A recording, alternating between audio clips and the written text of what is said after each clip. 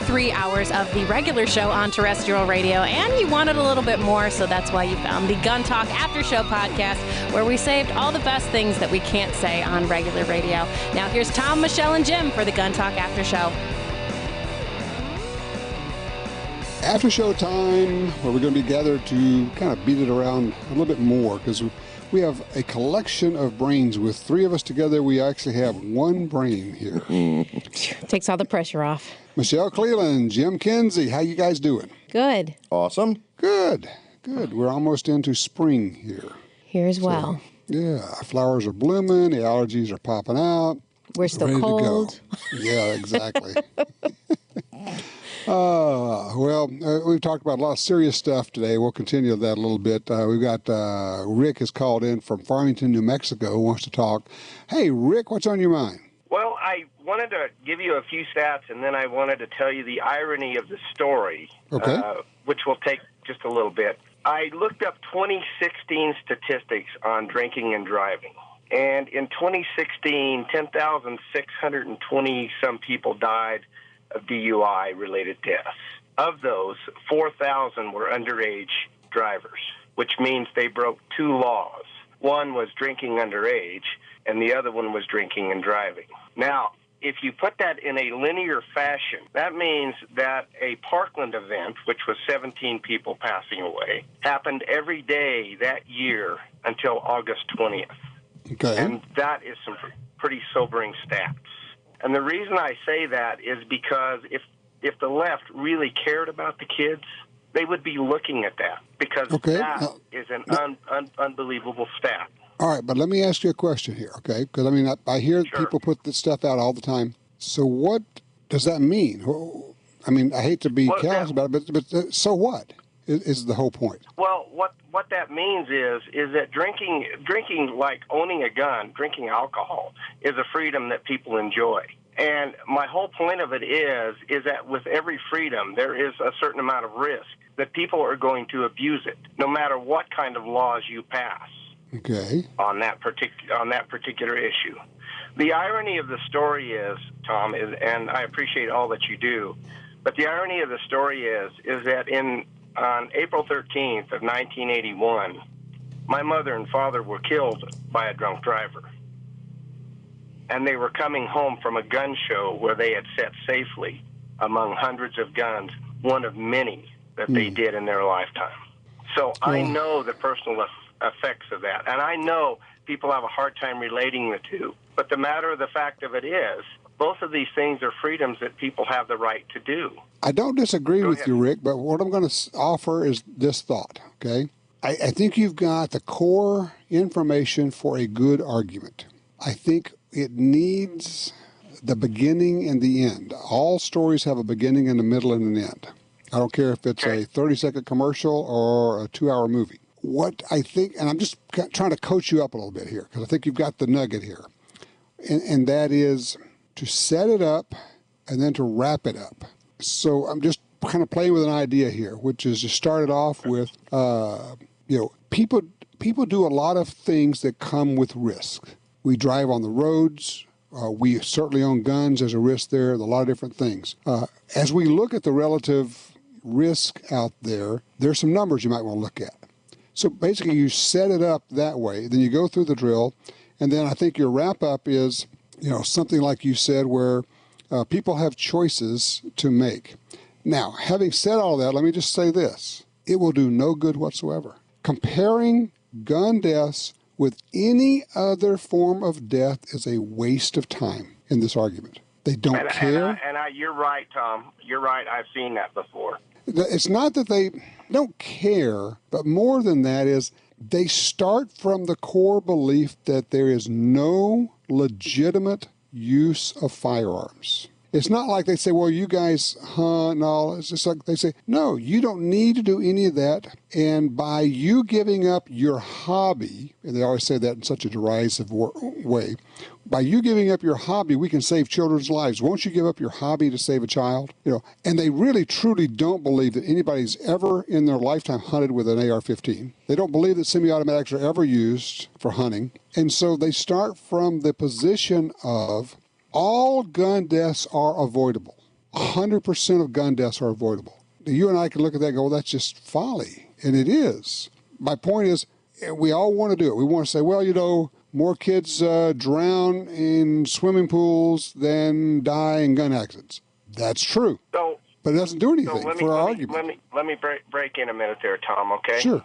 So one of the things I present to these people, too, and they've never had a response to this, is that if you're telling me that I have to give up my guns, I'm telling you that you have to give up your hobby, which is drinking alcohol. And they never respond to that. I never tell them to quit driving. What I tell them is, what use do we have for alcohol?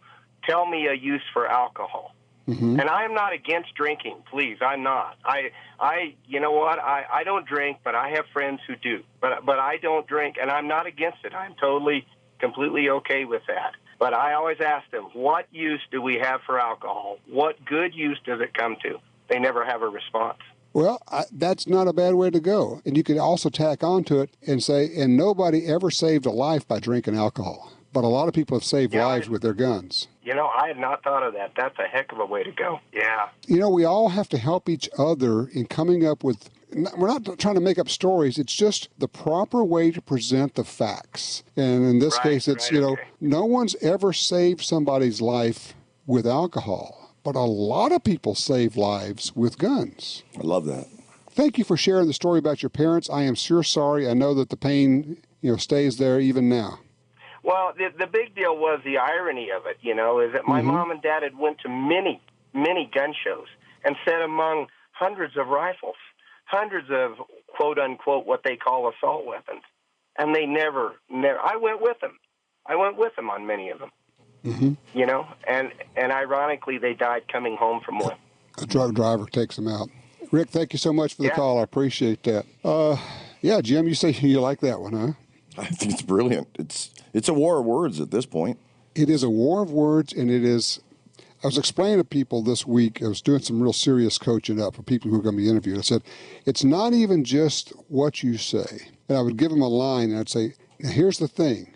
You have to use the words in this particular order, because this sentence builds so the last word is the kicker. And it's one of the tricks we as writers use is we try to make the last word the important word. So we move it around to where the important word is the last one, because that's what sticks in people's minds. So don't go messing with it. When I give you a line, don't say, well, yeah, I got the concept. No, I don't want you to have the concept. I want you to have the line, because that's what's going to work for you. Well, and the other side is so staged. Sure. I mean, they're very well spoken, and that's not by accident.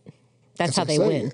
I was sitting on a call with the Newtown people, and they didn't know I was on the call with them, and they were talking to all their activists, and they're talking about training these kids, and they're talking about busing people into the state capitals, and I'm hearing all the stuff they're doing, and they would switch from one paid activist to another paid activist to another paid activist, who are all full-time people working for Newtown and Moms Demand Action, and they've been sitting there for years putting this plan together. It's not accidental. Well, we don't, either we don't have the money or we're not spending the money that way. And, and I think I started out saying, look, I'm not sure the NRA is up for this fight. I think they're still fighting the last war, which doesn't leave us with a lot, because they are still the 800-pound gorilla out there. And I don't know what to do about that at this point, other than we all independently get moving. But that's still not going to be nearly as effective as, billionaires, orchestrating this kind of stuff. Well, we need to, in essence, be our own tea party. Ooh, I like it. So, all right, what does that mean to you? What are we going to do? Be active, be seen, be heard, and share pictures of what you're doing, take people out, invite them to partake. You always have to be careful when you say we're going to take people out. Well, yeah, this is true. Out. Sorry. To the range. Take them shooting. Thank you. Yeah, that's exactly what I meant. But, we can't sit back. They have never stopped. As you said, they're backstage. They're planning this stuff out. They're listening. They're paying attention. They have multi-millionaires behind them. Well, they're definitely prepped, and if you go full conspiracy whack job, you say, oh, they planned all these things. Whether or not that's true, they have all the artillery they need for after any tragic event. Yeah. They modify, throw in a couple different names, and they know it's going to happen. Yeah, the thing is, they know it's going to happen. Yeah. They don't have to orchestrate. They don't have to. I don't think we have to go to the nut bar conspiracy deal of they're orchestrating these shootings. That would be nuts. Well, they're not afraid of taking a day off of work. No. Oh, I got a great answer for that. Well, I will tell you that a number of the people who are showing up are people who work for universities, and they are people who work for governments, and they can take a day off, and they are not going to have a boss who is saying, no, you can't have the day off. They just take it. And so we have to be willing to say, I'm going to take a personal day. I'm going to take a vacation day. I'm going to do this. Now, the other thing we can do, throw this out. If you are a business owner, you could say that's an excused day. I like that. Gun stores could say, okay, if you guys, we could do without two of you to go down there and do this or whatever. But there's a level of commitment needed at every level, whether you are an individual or a business owner or a media person or whatever. When you have people like you, Michelle, who can speak well, it is incumbent upon you. It is a duty that you have to make sure that you have as many avenues open for your voice. Because you're effective. You know how it is. You know the drill. If you're out there speaking about self-defense with guns, it's different from when this gray-haired guy is standing there saying the same thing. It just is. Right. It is more effective. It is more effective. And she's a hell of a lot better looking. She's a hell of a lot better looking too, Tom. Come on. But everybody's better looking than me. Jeez. The other thing with that is you might go, but how are you known for attending, or how do you get people to pay attention to the fact that you're attending? Or, they want to call it a March for Lives. This is very much our March for Life. The ability we march every day. Right. The ability to protect what we hold precious. And it is that child, as a parent, that is the child. That's a lot of people get moving toward a firearm when they start their family. It becomes more real then. They have something much more precious to protect. Oh, yeah. It's dangerous when you start trying to come up with concepts on the fly like this, because you never know if you're going to say something that's just dumb or whatever. But I'm thinking about, T-shirts everywhere of people saying, I am my child's first responder. I am my family's first responder. Or wear the big first responder shirt, For my family, yeah. And for my family, yeah, first responder for my children, that kind of a deal. Just as trying to make the point that we are the ones who are taking responsibility for our children, for our families, for ourselves. This whole never again deal, I would love to see a bunch of women say, I was raped, never again. That's effective. And with a picture of a gun. Well, that kind of a thing. You go, okay, well, all right, try to make fun of that, if you will. And I was sharing this with my wife. I said, look, not all women have been abused or assaulted, but all women know someone or has a friend who has been abused or assaulted. Is that a fair statement? That's true, yes. I think it's absolutely true, don't you? Yes, more than one. Okay. Let's stew on that for a second while we take a break and come back and say, okay, so what do we do with that? Because not all guys know, but all women know someone who has been a victim of domestic abuse. I think that's just a given. All right, take a quick break. We'll come back.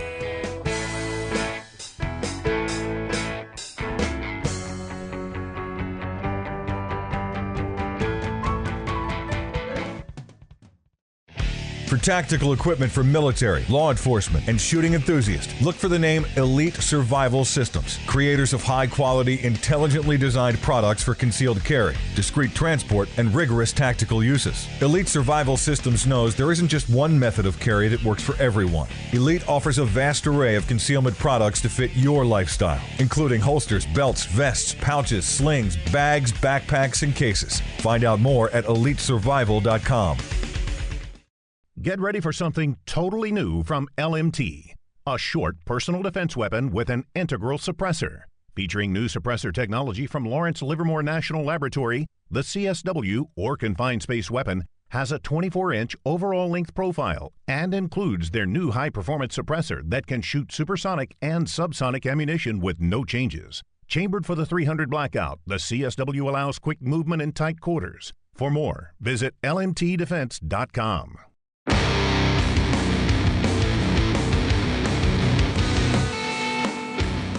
All right, back with you. Michelle, I was throwing out this idea of all women know someone who has been a victim of a sexual assault or domestic abuse or something like that. That's fair, isn't it? Yes, that's fair. Why not build circles around that? Circles of people who say, I refuse to be a victim anymore. That's that whole, NRA started that, 15, 20 years ago. I refuse to be a victim. Mm-hmm. And it's still a good concept. Just, I don't know. I don't know where to go with that. It's just an idea that's kind of flitting around in my head. I can't grab a hold of it. Hey, Tom, remember, you've seen them. I know you've seen them. I'm very confident you have. Where they've done the, like alarm companies have done it in the past, where they go to jails and prisons and they interview inmates. And they say, and they hire them actually to consult on how to make homes safe and everything else. When's the last time you saw a bunch of rapists, interviewed, serial rapists even, or ever, or criminals in general, not just rapists, but criminals in general? Would you have still raped Sally had she had a gun? Would you still broke into that house? Well, there have been some surveys of inmates about burglaries. Consistently, the thing that they are the most afraid of is a homeowner with a gun. Right. But I'm saying we need video of these inmates saying, hey, I would have never touched her if I thought I could have got killed.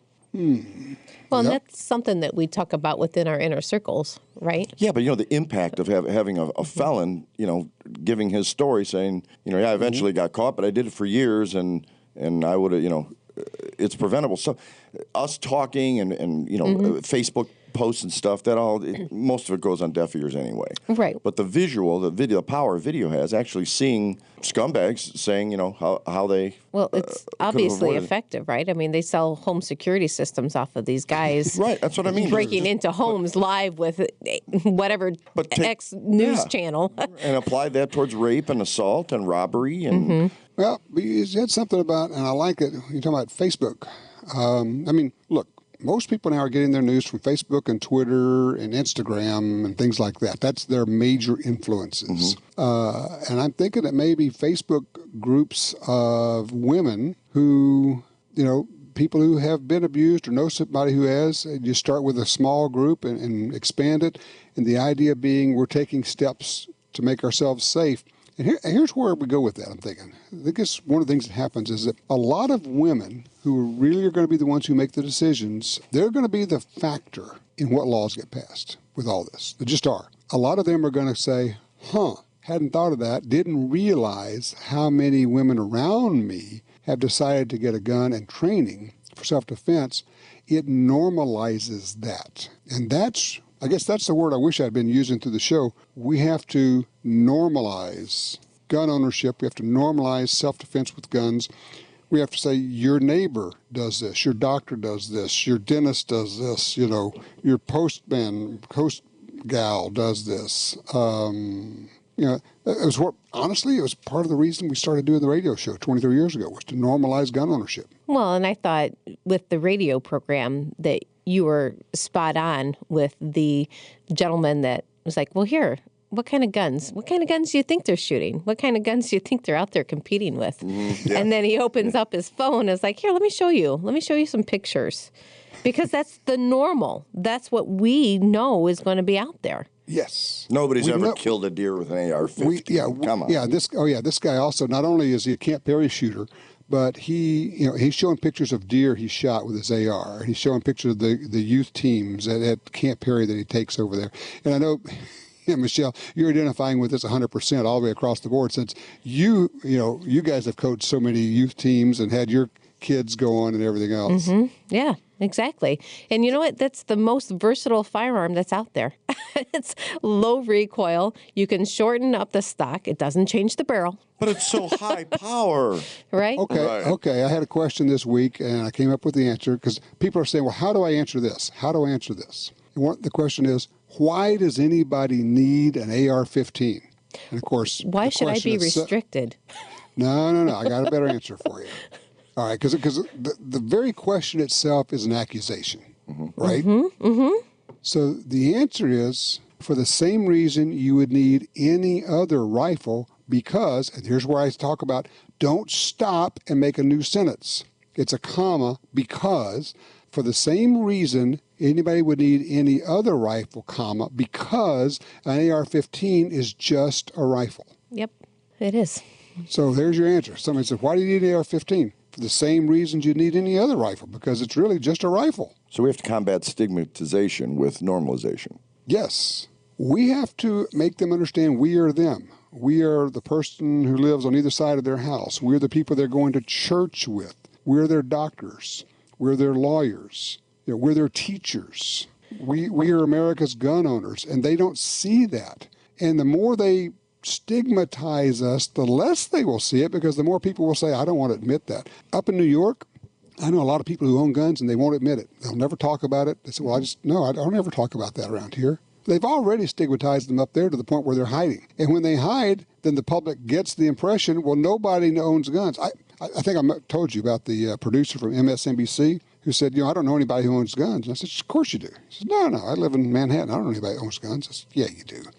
I said, half the people you know own a gun. He said, oh, that's ridiculous. So he goes back. 2 weeks later, he calls me. He says, oh, my God, Tom. He says, I started asking around. He says, half the people I know own guns. They just never talk about it. I said, yeah, I know. That's what I'm telling you. Down here, we talk about it. Up there, you won't. But for our particular problem, guys, the problem is if you are afraid to talk about it, you are already helping them marginalize us. That's right. It's almost like surrender. Go away. Yeah, they're winning. It is a form of surrender. It's a great point, Jim. It is. If you won't talk about it, it's a form of surrender. So I'm going to kick it back to you, Jim. You were talking during the break about we're not bumper sticker guys, either one of us. I like to go under the radar incognito. We can't anymore. Maybe that's a mistake. Yep, we can't anymore. And I know it's obnoxious and, NRA stickers and everything, but look what we're combating. I mean, it's a war of words, and public perception is really what it is. It's the way Americans are perceiving fellow Americans. If that's the case, let's throw on the T-shirts and the bumper stickers and play the game. Well, what if we did this? We're pretty creative. Let's come up with some better bumper stickers.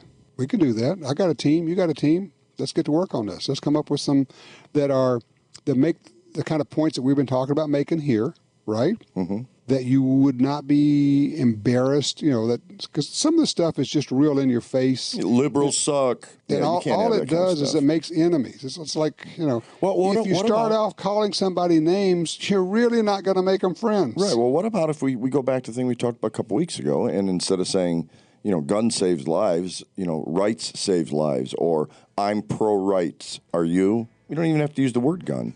Yeah, I just don't think of that ring. I want to get to work on. Okay, that's if there's one thing, I'm not good at a lot of things, but I'm good at words. How's the guitar playing coming along? Yeah, I'm good at words. Mr. Guitar Player. Yeah, no. I can't add up a string of numbers, but I can write words. There you go. Your man's got to know his limitations, right? Absolutely. Hey, let's take another quick break here. We'll come back in just a second. Be right back.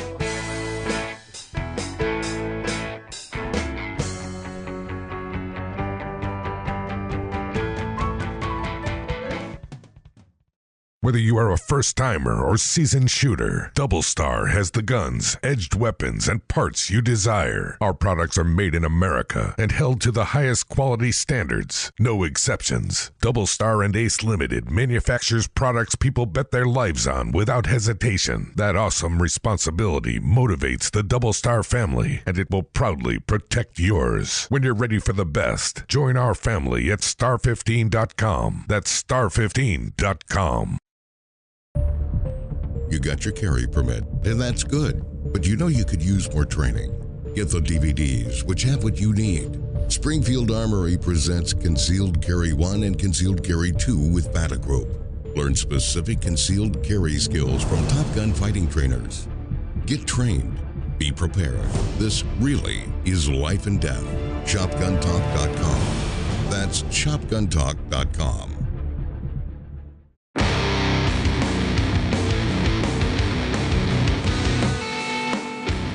Okay, now I'm going to play a guitar solo. Gotta go. See, it was so low you couldn't hear it. Da-dum-dum. I've got like, I don't know, two yeah, exactly. I got like 2.5 chords so far. So That's good. That's not enough to make up a whole guitar, is it? No, but 66% of the way there to playing basically every song ever written. What do you say? Three chords and you're there? 3 chords and you're out. Yeah. How many instruments do you play, Jim? Well, none. I didn't say that. At a time? Yeah. Several. Okay, Yeah, you play guitar, right? Yeah, guitar, piano, bass, drums, all well enough to communicate with guys that can really play. And I try to view myself more as a producer than a player. Keyboard? Oh, yeah.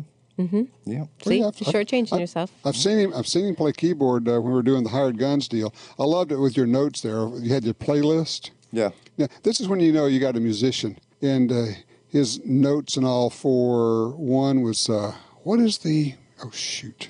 The song has chicken in it.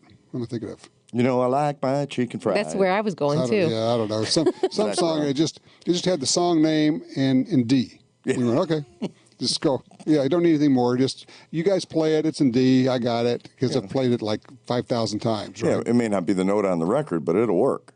Yes, exactly. And you'll follow them and they'll follow you. And, when you got good musicians, they all kind of work together. So back when I used to play a thing with musicians.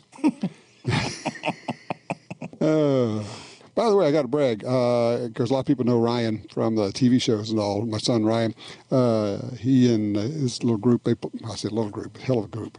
They opened for Irma Thomas this week, so that was pretty cool. That is neat. You know what makes a best musician I've found, and Tom's a great musician as well. Tom's a really good keyboard player. I've found over the years that what makes the best musician is a good listener. It's not you can play a gazillion riffs. You're listening to the other guys to stay out of their way and fill a hole when needed and make the whole thing a cohesive team unit. That's what I found good musicians really are, people that listen.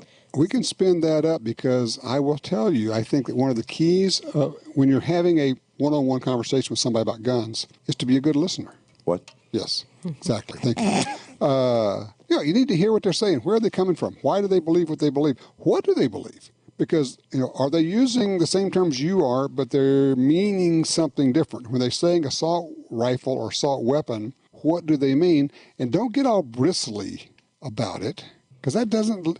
Remember, the goal is to get somewhere, not to beat people down, not to win by, denigrating people, but rather to be persuasive. And a lot of times you just need to listen. A good salesperson will tell you, if you keep listening, the person will tell you how to sell them. Mm-hmm.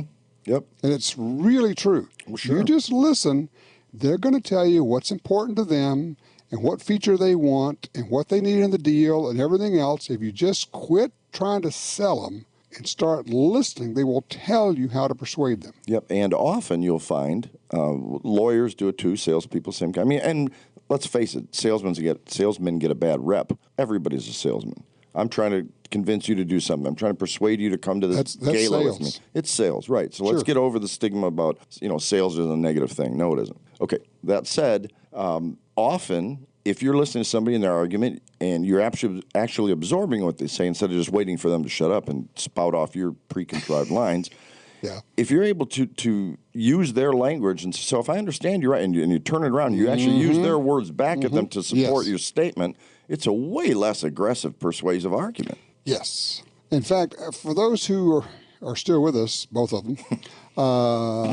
if you are serious about this and you want to be better at this, there are a number of books out there. The Art of Verbal Judo, books where you can learn how to be persuasive, how to make an argument and win. There are techniques to it. It's just like learning to shoot. A person who can be persuasive often leaves the other person not feeling like they've lost, but they've been enlightened. And that's the perfect argument, where they don't walk away going, God, man, I was totally, that guy put me in my place. Wow, I've learned something. That's a stepping stone for them. It's not a step back, retreat, and regroup kind of thing. Well, but that's the experience and how you get them to come over to your side. I mean, ultimately, that's the persuasive tool that you want. You want them to at least go and check it out. Mm-hmm. Check this out, go read this. Yeah, but it doesn't have to be a win-loss situation. Right. It can be a win-win. All right, guys, I came up with an analogy. I was thinking about this. How I talk about how some of our guys just are so convinced it's important for them to be right as opposed to them actually winning or being persuasive, but I'm right. Mm-hmm. That's like going to the range and shooting a bunch and not hitting the target and then saying, yeah, but my form was great. Yes, two things can be true. Your form was great and you didn't hit anything. Or yes, you were right, but you didn't persuade anyone of anything. You've got to figure out what the goal is, whether it's hitting the target or persuading someone or educating them somehow. So got to get over this whole, yeah, but we're right thing. Yeah, we're going to be right either way. Let's win. Right. Make a connection. Mm-hmm. I like that. Make a connection, because until you do that, you're just talking past each other, or you're talking to each other, but you're not talking with each other. Mm-hmm. I like it. Well, there it is. I will tell you, when you drop 500,000 people on the streets in a march, you're having an impact. They just had one. And the next 6-12 months is going to be critical. And that's going to be a battle of us showing up at state capitals, probably more than anything, more than Congress. The states are where it's all going to be happening. That's where the action is right now. Right. Letters, at this time, still keep the letters going, but letters are not enough. You need a body there. Letters are important, calls are important, but the most important thing is two-step thing. One is doing whatever it takes to find out what's actually going on, where and when, and then showing up where and when.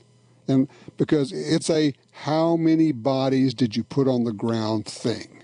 So maybe instead of training weekly, hopefully, shooting at a range weekly, your 9mm, maybe you take a 22 and put the difference into a coffee can, and that's your money towards whatever effort, toward whatever march or whatever benefit you want to go to. Mm-hmm.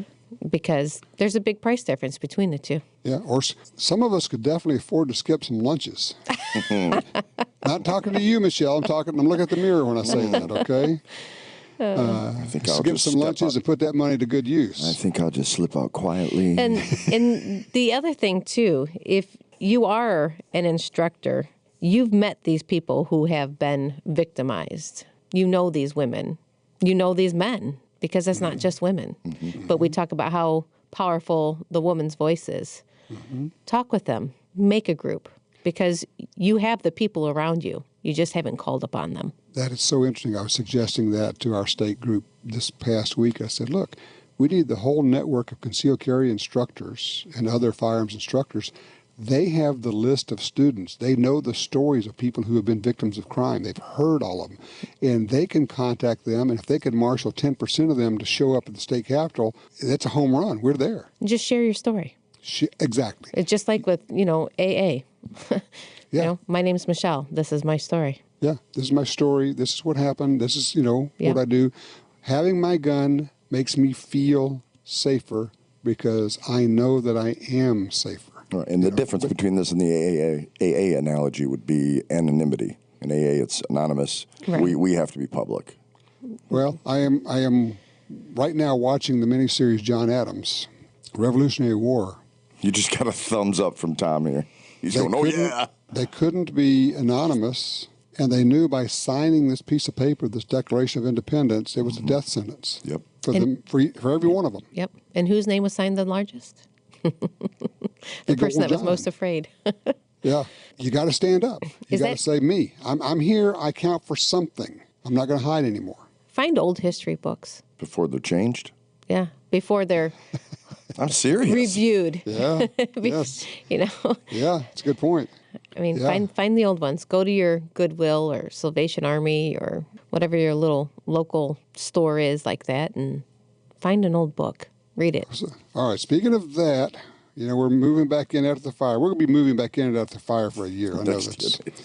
I'm gotten through at least 10 of the 80 boxes of books so far. And you gotten rid of how many? I have a problem. You can put them on the shelf without reading them again, Tom. You don't have to read them as you're pulling them out of the box. Yes, I also just yesterday ordered some bookshelves, the kind that come in, you have to put them together. I'm sure looking forward to that. But all that to say, I am building a box full of gun books that I'm not going to keep.